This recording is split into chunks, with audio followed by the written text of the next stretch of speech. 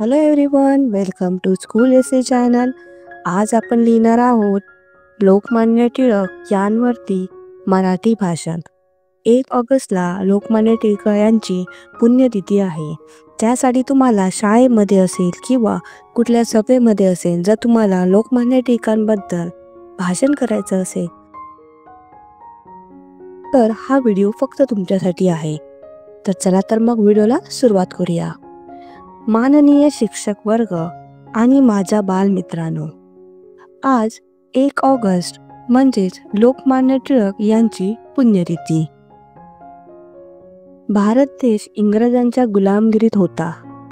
पुण्यात आणि मुंबईत प्लेगची साथ पसरली होती. तिच्यावर उपाययोजनांच्या नावाखाली इंग्रजांनी लोकांवर खूप अत्याचार केले.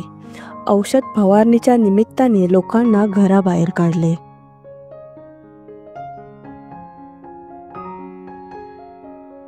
नासाधूस केली, स्त्रियांवर अत्याचार केले. अशा या गुलामी राजवटी विरोधात ह्या सरकारचे डोके ठिकाणावर आहे का, असा जळजळीत अग्रलेख लिहिणारे थोर नेते होते लोकमान्य टिळक. त्यांचे पूर्ण नाव होते बाळ गंगाधर टिळक. त्यांचा जन्म 23 जुलै 1856 रोजी रत्नागिरीतील चिखली या गावी झाला. त्यांचे खरे नाव केशव गंगाधर टिळक होते.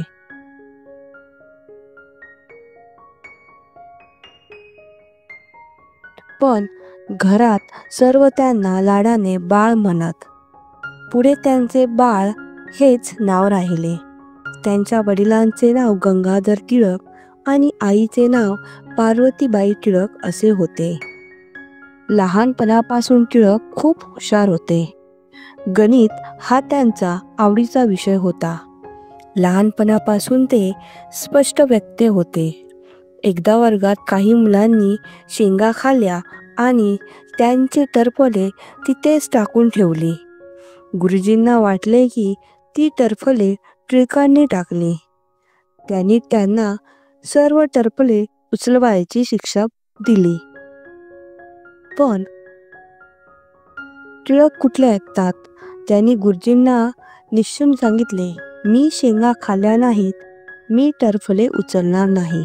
असे हे टिळक नेहमी खरे बोलायचे. पुढे टिळकांनी खूप शिक्षण घेतले. त्यांनी वकिलीची परीक्षा पास केली. लहानपणापासूनच त्यांना व्यायामाची आणि खेळाची खूप आवड होती. आपल्या मित्रांसोबत ते कुस्तीसारखे खेळ खेळायचे. त्यामुळे त्यांची तब्येत ठणठणीत झाली होती.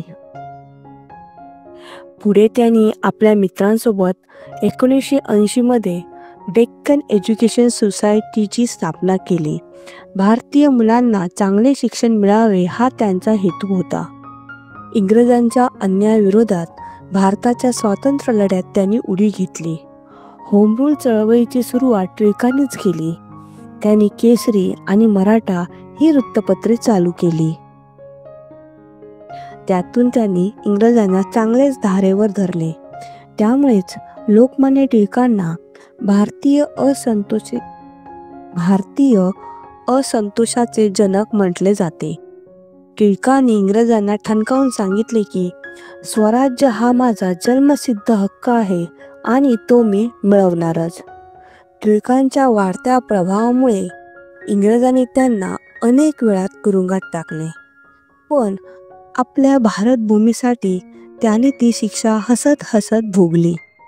मंडालेच्या तुरुंगात असताना त्यांनी गीता रहस्य या महाग्रंथ लिहिला. आज आपण खूप उत्साहाने सार्वजनिक गणेशोत्सव आणि शिवजयंती साजरी करतो. त्यांची सुरुवात लोकमान्य टिळकांनी केली. सार्वजनिक गणेशोत्सवामुळे लोक एकत्र येतात, त्यांच्यात आपुलकी निर्माण होते, म्हणून त्यांनी हे उत्सव सुरू केले. त्या काळात या सार्वजनिक उत्सवामुळे त्यांनी लोकांमध्ये स्वातंत्र्य लढ्याची भावना जागृत केली. त्यांना ह्या कामामुळे लोकांनी त्यांना लोकमान्य म्हणजे लोकांना मान्य असलेली अशी पदवी त्यांना बहाल केली. टिळकांकडून आपल्या सर्व विद्यार्थ्यांना शिकण्यासारखे खूप आहे. आपण पण त्यांच्याप्रमाणे खूप शिकले पाहिजे. आपल्या भारतात देशावर नेहमी प्रेम केले पाहिजे. नेहमी खरे बोलले पाहिजे. मोबाईलपेक्षा आपण मैदानात आणि खेळात वेळ घालवला पाहिजे. सर्वांनी आदराने आणि प्रेमाने राहिले पाहिजे.